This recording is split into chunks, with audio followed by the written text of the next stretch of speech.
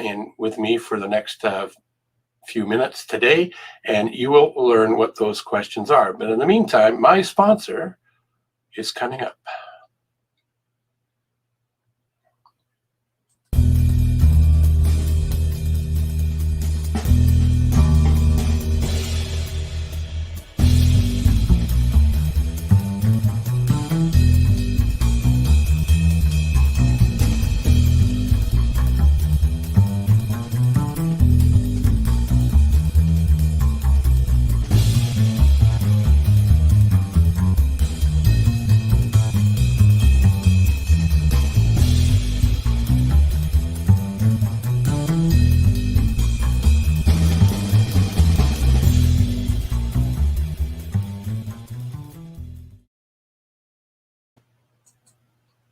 Welcome back, and thank you for being here. If you're watching this live, I appreciate you being here, whether it's morning, afternoon, evening, or the next day if you're in the Southern Hemisphere, it might be.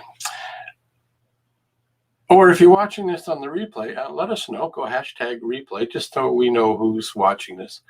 If you ever have a question for a business coach, focal point business coach, I'm one of several hundred from around the globe. So if there's a question that I can't address, can't answer, don't worry. I have a network of other highly qualified, highly efficacious coaches that would be happy to have a short conversation with you to help you answer the questions. And if you yourself, or if you know of somebody that would be a great guest to be on the Business Renovator and share their story to others around the world so that they can advance themselves with other people's knowledge, is one of the keys to leveraging other people's knowledge. Let me know, send me their information, or have them contact me at phil@coachphil.ca. It's just up above my shoulder here. Anyway, 7 questions of strategic planning. Who would have thought that there was only 7 questions? Well, there is. There might be a few others, but it's been time tested and proven that if you understand the answers to these 7 questions, you're well on your way to be able to increase your effectiveness, increase your efficacy, which is really your ability to get shit done, or causative power in a more nicer sounding way. I'm going to steal one of the banners here that I have. This comes from Orison Swett Martin, and it really, part of the strategic planning questions does require some action and some effort. So it's your get-to-itiveness and your stick-to-itiveness really makes a difference in the success of your strategic plan. So let's go to the first question. What do you think it might be? Oh, look at that. What business am I in? Ask yourself that. What business are you in? Whether you're an entrepreneur, business owner, or career employee person, think of it. What business are you in?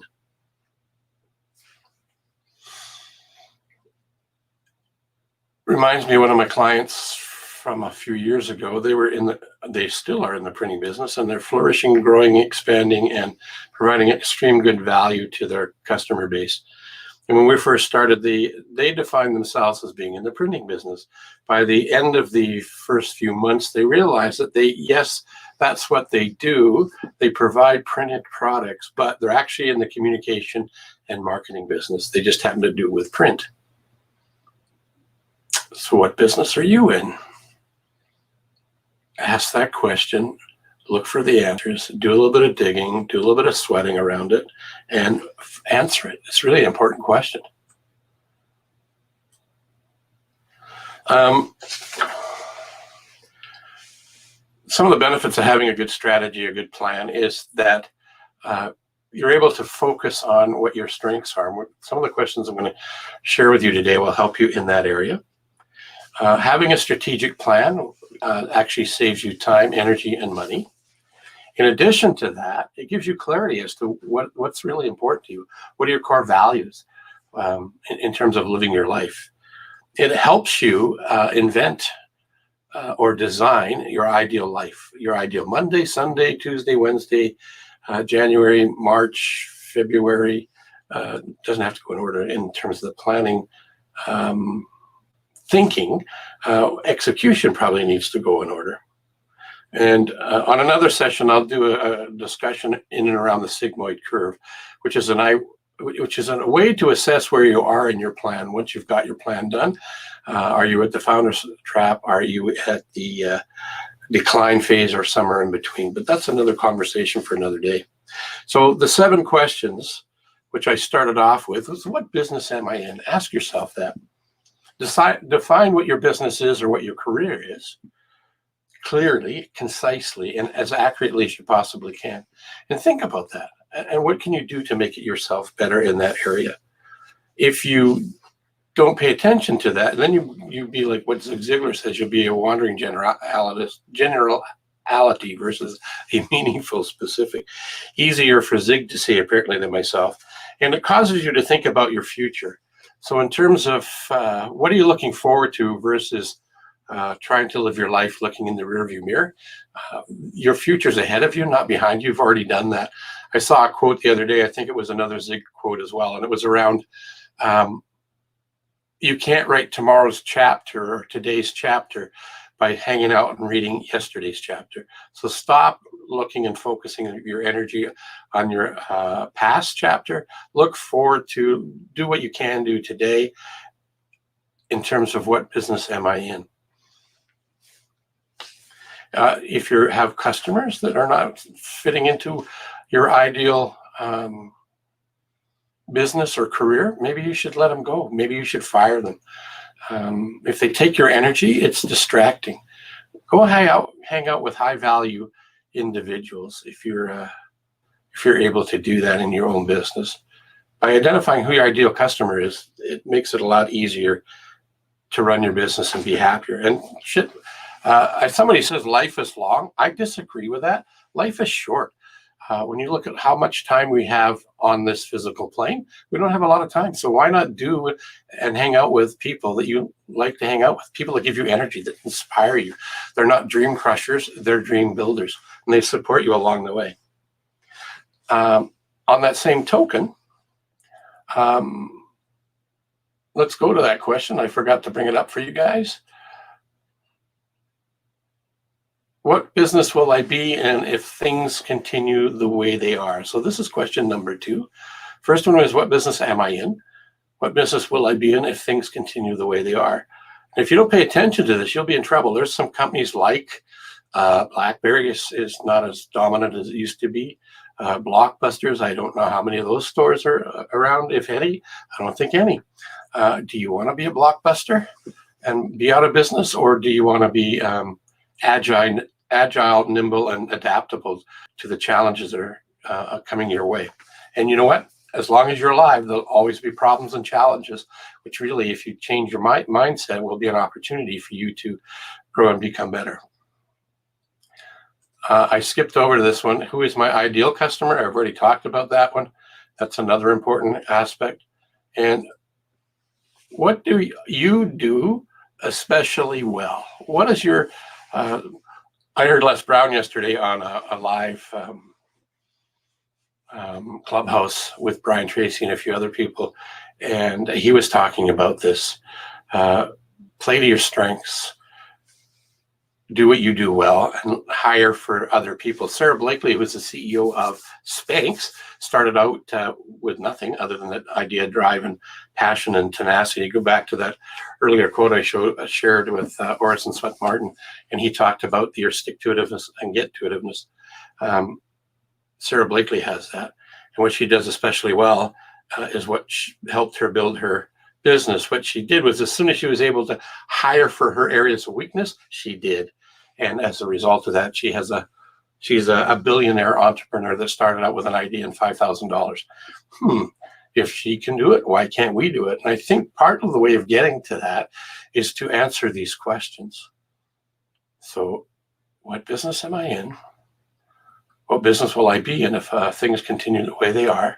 Who's my customer, my ideal customer? And now, what do I especially do well? What is that? It's going to take some time and effort on your part to actually hunker down and figure that out. And it may not happen in one sitting. It might take you a little bit of a while. One of the toughest jobs out there, but the highest paying ones, is thinking. So what I'm causing you to do is to think about what it is you're doing. And some of you are doing this perfectly. Maybe this is just a refinement or just a reminder to refine it and do a little bit better. Next question. What are the 20% of your activities that generate 80% of your results, your value? In other words, identifying that and recognizing your areas of expertise where you can spend 20% of your time and get massive results, instead of spending 80% of your time doing things that you like that are comfortable and getting 20% of your return on your time, energy, and money. Flip it the other way around. And one of the things that gets in the way is identify what your critical constraints are and figure out how to remove those. So a constraint, for example, would be you've got a 1-lane bridge and you've got 3 lanes of traffic going both ways. That's a bit of a constraint, right? So how does that show up in your life personally and or in your career or in your business? Once you identify that, maybe the floodgates will open and all 6 lanes can get across. Maybe you'll invent a way to make the bridge more effective. I was on a coaching call yesterday and we had an aha moment, and it was from the client, and he was talking about in his area they have 2 bridges, a new one and the old one, and guess what? The new bridge is broken, so they can't use the new bridge. So the planning department put in a second right-hand turn lane off the old bridge, and guess what happened? The throughput, the constraint had disappeared. Traffic was flowing, and he was even thinking, you know what? Maybe they didn't even need the new bridge, just needed to add that extra lane to turn right off the bridge, and traffic's flowing with very little resistance or blockage. What can you do in your life, your career, in your business that'll have the same kind of impact for you?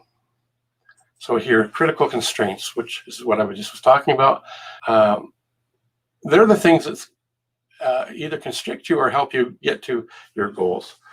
So I don't want to belabor that, but it's just a really powerful, important piece of the puzzle. So to wrap this up really quickly, what are the answers to your 7 questions? So let's go through them one more time, and I'll bring them back up so you can see them. So what business am I in? And get crystal clear on that. Like if you're in the transportation, like maybe you're in the train business and you think you're in the train business, transportation business, but if you're only using trains, you're missing the boat. And if you're a comprehensive transportation business, maybe you're using the train as an example. Maybe you're not just carrying people, maybe you're carrying cargo. Maybe it's not just by train, maybe you've got trucks coming off there. Maybe you've added an airline component to it so you can do air traffic as well as train and truck and other modes. Just think out of the box. What business will I be in if things continue the way they are? If you stay status quo, will you be in business or not? Who is my ideal customer? Ones that give you energy, not take it away. What's your superpower? What do you do especially well that nobody else does, so that you can have a dominant position in the marketplace and people are almost pounding on your door, trying to break in to get you to serve them? Just imagine yourself, if your business was like that or your career was like that, that you were high achieving, a highly sought after company or individual. And then again, the 80-20 rule. What are the 20% of your activities that generate 80% of your rewards, returns, and finances? And what are your critical constraints? And then the last question is coming up. I left this one to the last because that's where it belongs. And I don't have a banner for it. So write this one down. I want you to be interactive with this today. And that is, what actions are you going to take as a result of hearing these 7 questions of strategic planning, and then act on it right away? So those are the 7 questions of strategic planning. The last one is, what actions am I going to take to make this happen? If you're interested in finding out more about how to do this on a more assertive sort of way, this is one of the things we at Focal Point specialize in, is helping our customers, clients, and partners get more done, double their productivity, and reduce the stress it takes to get there. But you can do this on your own. Just take these 7 questions. It's easier though if you find a mentor. Even if it's not focal point coach, it could be somebody else. I see we have a few people hanging around here. Let's go see who's here. There's Kellen Ann, really good friend of mine, and she's going to be traveling. She's got rid of the critical constraints in her business, her life. She's bought a house. She's moving to the eastern part of the U.S., leaving sunny California, taking her horse, her mother, and 3 pugs. Oh, yeah, and cards that wow. She'll be taking those too. Good one. He does T-shirts, but look at that. He's in the business of service. Good for him. What's Sandy say? She's in the marketing business. Interesting. Marketing is an important piece of the puzzle to being an entrepreneur and successful business. Oh, look, she's refined it. Actually, I'm really more in the business of problem solving. Absolutely. And Brett, oh my. Hello, Brett. Welcome to the show. He goes, there's something different about you today. Can't quite put my finger. Wait, it seems maybe you're not. You're right. I'm not in Calgary. I'm in the my satellite office, green room. Yes, exactly. I'm in Swan River. Nobody's up except for me. Well, I took Callie to work because she's an up and coming entrepreneur and going to be a eye doctor, just like her mom. And thanks for showing up. Cheers, Brett. Awesome to see you. So that's what I've got for today. Again, if you know somebody would be a great guest to be on the Business Renovator, I do invite people to come and be guests. I do have a number of guests set up over the next few weeks in August, and I'm looking forward to talking to some other business coaches and a fellow who's part of a company that does their specialty is using LinkedIn as a way to market and tell your story. So I'm looking forward to having them as part of the Business Renovator. I believe that was on the 20th of August. On the 6th of August, I've got a wonderful business coach friend of mine who's going to come and talk about some interesting things. She's really good in project management and getting shit done as well. She's an author of I don't know how many books. I've lost track. She's written a number of papers for a variety of universities in the U.S., and she's a professor teaching courses like MBA courses. So you can learn a whole bunch of stuff from different sort of people just by watching podcasts or listening to podcasts. So if you know of somebody that would benefit the group that are watching this today or on the replay, by all means, send me an email. Let me know who they are. Let's have a conversation, share their message around the world, because this goes everywhere. I've got people in Australia that I know for sure that watch this from time to time, US, Canada, the UK, Cayman Islands, and a few other places. Yeah, that's really what I've got for you today, except for one last thing to leave you with, and I just want to go find it, and it's coming up here shortly. I want you to remember that the you in wonderful is deliberate. It's not an accident. You know why? Because you are wonderful. Continue to act like it. Have a wonderful, terrific day, week, month, and I look forward to seeing you on the next version of the Business Renovator. I'm Coach Phil.